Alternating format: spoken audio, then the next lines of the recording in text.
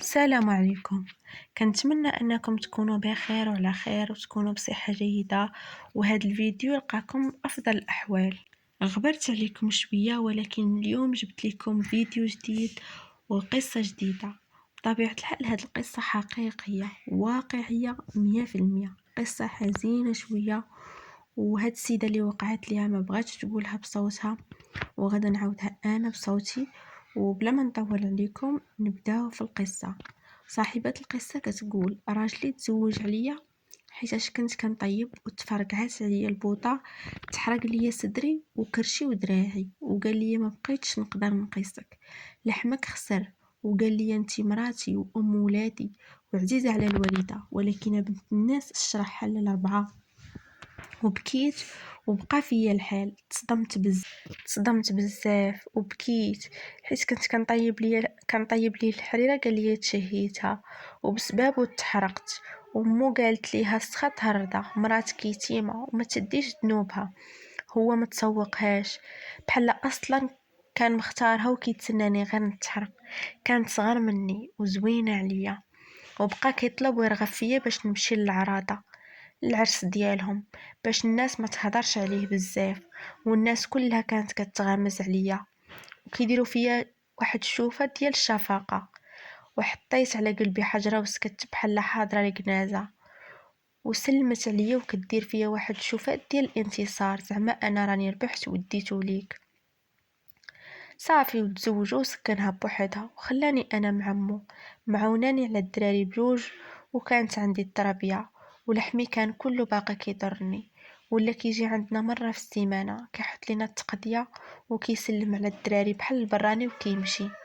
ومن بعد مده تحول لمدينه اخرى وداها معاه، ولا كيصيفط لمو الفلوس في وفاكاش، ما بقيناش كنشوفوه لا في اعياد ولا مناسبات والو، كيجي مره في كل 3 شهور ولا ما كيجيش كاع. ومو كتقول لي ولدي مشى عمره ما يرجع، كتعنق ولادي وكتشم فيهم ريحه باهم وكتنعسهم حداها. ودخل بناته من مراته التانية للمدارس الخاصة، وأنا كيقول لي الخاص غير تسارة وفشوش، خلي الولاد يتحكوا في العمومي.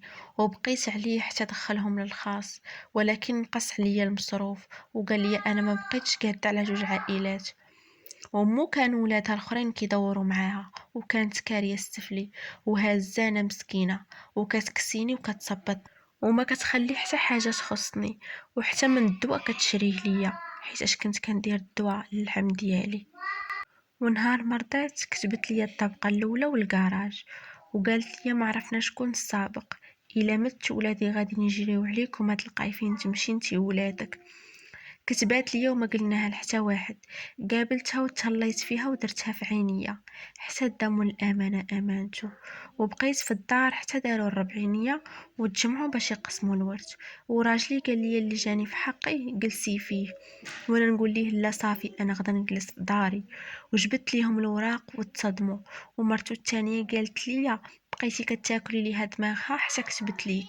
وقلت لهم على ما بخيلكم ركبوا عليه وداروا الطعن في الوثائق، ولكن كان كل شيء مسجل ومحفظ في سميتي، وهي كتبت لي بيع وشرا. صافي وبقيت جالسه في داري مع ولادي، وهو مرتو حرشاتو عليا وقطع المصروف بمره. وكريت الكراج لواحد الخياطه لتحت، حلت فيه محل ديال الخياطه وعشت بفلوس الكرا. وهادي عامين دار كسيده وتشلل، وفاش تشلل دارت بيه ودات ليه الحصيصه كامله، وهو كان كيتخلص مزيان. وفاش عرفاتني خديت دار مو قالت لي اكتب لي الدار شي نهار تموت وتجي هي تورث فيا هي ولادها ويجريو عليا انا وبناتي. وفاش تشلل ما قدتش عليه ودارت طلاق الخلع، وقالت ليهم ما عندي صحه نبقى مقابلاه. وعيط ليا كيبكي جي ديني. ورغبت الخياطه اللي كريت ليها المحل الكراج حيت كانت عندها طوموبيل، وسافرنا وجبناه وكيخسر تحتو وكياكل وكيسيح ليه الماكله. جبتو ريحتو خانزه ولحمو مربي القشره وكثرت الوسخ. وولادو قالوا لي لاش جبتيه، فين كان مني هادي، شحال هذا مني كان عايش الرومانسيه. كيضل النهار كامل كيطلب مني السماحه، وكان مولف بناتو بزاف كيعيط ليهم وكتقطع عليه التليفون. وبعد المرات كنقول نخليه هكا تيموت، وبعد مرات كنقول مو مسكينة غادا تتعذب في القبر إلا عرفت ولدها تلات بيه ليام.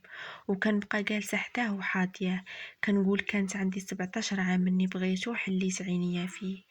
كنشوف راسي قدام المرايا، دبلت وشرفت وكبرت، هجرني وحرمني من النفقة. وشي مرات كنقول نحطو في دار العجزة ونتهنى، اللي بقى ليا في صحتي غادي يطيح معاه. وكنضل نقلب فيه باش ما يطيبش، وكيوسخ ليا الفراش، وكنتعذب باش نعاومو. هو ما رحمنيش، ما بغيتش نرحمو، ولكن خير مسابق بين عينيا.